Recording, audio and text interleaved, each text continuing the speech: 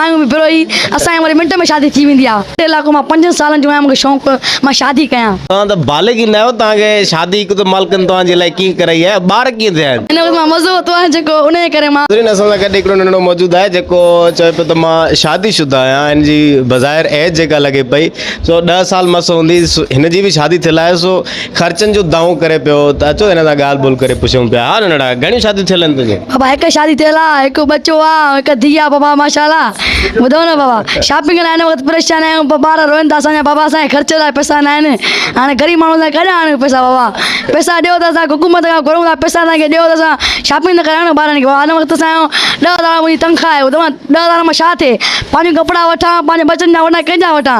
ज़ाल जी पूरी कयां, अमीर जी पूरी कयां, कंहिंजी पूरी कयां? तव्हां इहो ॿुधायो मूंखे बाबा।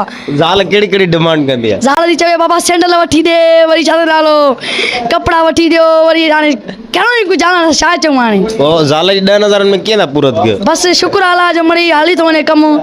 हा कमु हली थो वञे, मिड़ई जान हली थी थो वञे, शुक्र अलाह जो। 2 ॿार बि आहिनि तव्हां? हा माशाल्लाह 2 ॿार।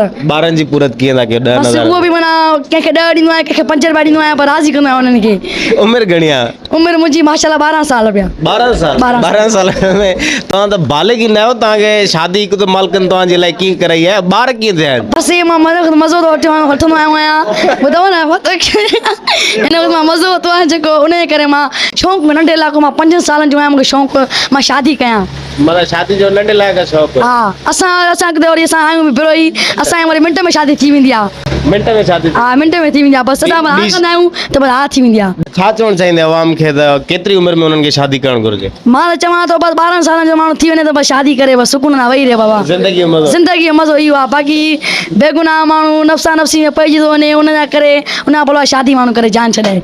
जी नाज़रीन, ही नंढड़ो बज़ाहिर जेको असांखे ॿुधाए पियो, हिन जूं ॻाल्हियूं ॿुधियूंसीं। मूंखे काई ख़बर न आहे त हिन जी वाक़ई में शादी थियल आहे या न थियल आहे। सो ऐं मूं ॾे अची करे चवे पियो त शादीशुदा आहियां, मुंहिंजा ख़र्चा आहिनि, अख़राजात घणा आहिनि। सो वधीक तव्हां ॾिसी पाण अंदाज़ो लॻाए सघो था जेकॾहिं वाक़ई में हिन जा पेरेंट्स ताईं हीउ वीडियो पहुचे थो त हीउ वाक़ई में शादीशुदा आहे या सिर्फ़ु कॉमेडी करे थो।